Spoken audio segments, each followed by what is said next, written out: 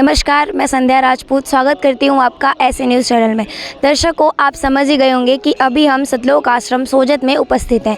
यहां पर संत रामपाल जी महाराज जी का 73वां अवतार दिवस मनाया जा रहा है। अब आप सोचेंगे अवतार दिवस क्यों? तो मैं आपको अवतार दिवस की परिभाषा बताती हूँ। कहते हैं जब जब धरती पर अधर्म की वृद्धि होती है तथा धर्म की हानि होती है, तब तब कोई महापुरुष धरती पर अवतार लेता है। जैसा कि हमने आपको बताया कि वो महापुरुष धरती पर अवतरित होता है।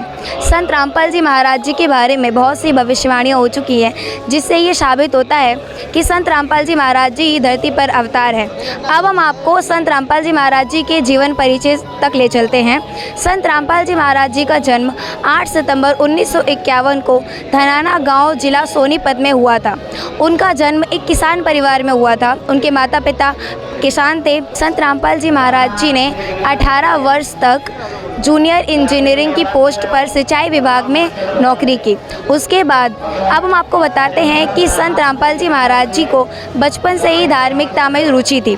संत रामपाल जी महाराज जी जो कि हनुमान जी की पूजा करते थे, साल में एक बार सालिग्राम जाया करते थे तथा हनुमान चालीसा करना उनका रोज का नियम था।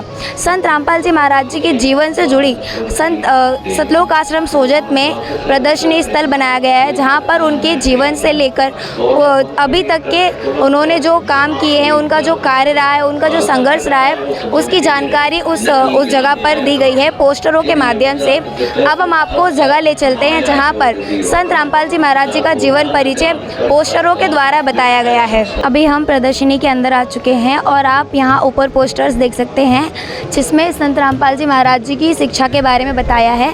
जिसमें लिखा है कि शहीद सिपाही कप्तान सिंह विद्यालय, गांव धनाना, जिला सोनीपत, हरियाणा, जहां संत रामपाल जी महाराज जी ने प्राथमिक शिक्षा ग्रहण की थी। और नीचे ही संत रामपाल जी महाराज जी के कॉलेज का फ़ोटो भी लगाया गया है। तो जैसा कि हमने आपको बताया कि संत रामपाल जी महाराज जी बचपन से ही धार्मिक रहे हैं। उन्होंने संत स्वामी रामदेवानंद जी से 1988 में नाम दीक्षा ली तथा संत रामदेवानंद जी ने उन्हें सन 1993 में सत्संग करने का आदेश तथा 1994 में उपदेश देने का आदेश दिया। इन सब के बाद संत रामपाल जी महाराज जी जो जूनियर इंजीनियर की पोस्ट पे थे, उन्होंने इस पोस्ट को रिज़ाइन कर दिया। उसके बाद संत रामपाल जी महाराज जी ने गांव-गांव जाकर सत्संग करना व संत रामपाल जी महाराज जी ने कबीर जी का प्रचार करना शुरू किया। और आप इस तरफ संत रामपाल जी महाराज जी ने जो दस्तखत किए थे अपनी नौकरी से, उसके आप यहाँ तस्वीर देख सकते हो। 16 मई 2000 में संत रामपाल जी महाराज जी ने अपनी इंजीनियरिंग पोस्ट से त्यागपत्र दे दिया था। आप अभी दूसरे पोस्टर के माध्यम से देखते हो सत्य के लिए संघर्ष करना। संत रामपाल जी महाराज जी ने बड़े संघर्षी फैन किए। आप देखिए करोथा कांड में हत्या का झूठा मुकदमा, सन 2006 में षड्यंत्रकारियों के बहकावे में आकर सामाजिक तत्वों को सरकार द्वारा सतलोक आश्रम करोथा में आक्रमण किया गया। उसमें एक आक्रमणी को षड्यंत्रकारियों ने ही गोली मार दिया, क्योंकि उस समय आक्रमणियों में भी गोलियां चल रहे थे। पुलिस भी गोलियां चला रही थी। सरकार द्वारा मधुबन जांच के केंद्र से कराई गई रिपोर्ट में स्पष्ट किया था कि इस व्यक्ति की मृत्यु आश्रम के हथियार से नहीं हुई थी। संत रामपाल जी महाराज जी के हजारों अनुयायी, बच्चे, महिला, बुजुर्ग व बीमार व्यक्ति आश्रम में उपस्थित थे। संत रामपाल जी महाराज जी दोषी बनने हुए सतलोक आश्रम करोथा को खाली करवाने के लिए झूठा मुकदमा बनाया कि संत रामपाल जी महाराज जी ने इस बंदूक से गोली चलाकर उस व्यक्ति की हत्या की। जब सरकार ने FFL जांच करवाई तो पाया कि बंदूक से गोली चली नहीं थी।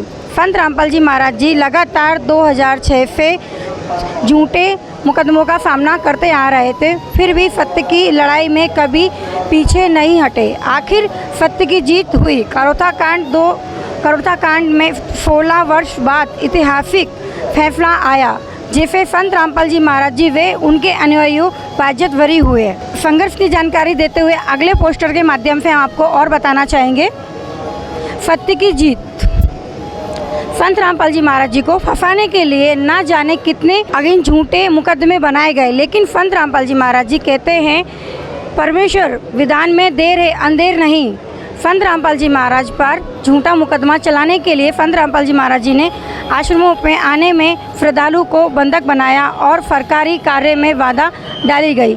इन मुकदमों पर फैसला जब न्यायालय से आया तो संत रामपाल जी महाराज जी को वाजिब बरी कर दिया। संत रामपाल जी महाराज जी के निर्देश साबित होने पर समर्थकों में खुशी। दर्शकों, जैसे कि आपने देखा संत रामपाल जी महाराज जी के पिछले पोस्टर के माध्यम से संघर्ष के बारे में जानकारी, ऐसे और भी पोस्टर हैं, उनके माध्यम से हम आपको सत्य भक्ति के लिए संघर्ष की जानकारी देना चाहते हैं।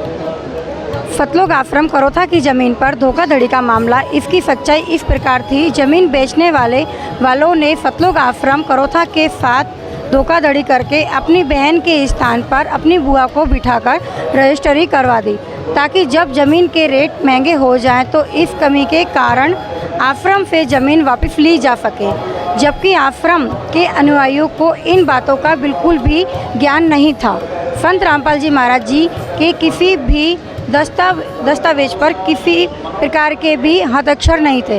सरकार व असामाजिक तत्वों ने संत रामपाल जी महाराज जी व उनके तीनों अनुयायियों को इस प्रकार केस में झूठे दोषी बनाया, परंतु न्यायालय ने संत रामपाल जी महाराज जी व उनके अनुयायियों को बरी कर दिया तथा सतलोक आश्रम की रजिस्ट्री करवाने वाले 3 दोषियों को धोखाधड़ी से रजिस्ट्री करवाने के मामले में दोषी करार कर दिया गया।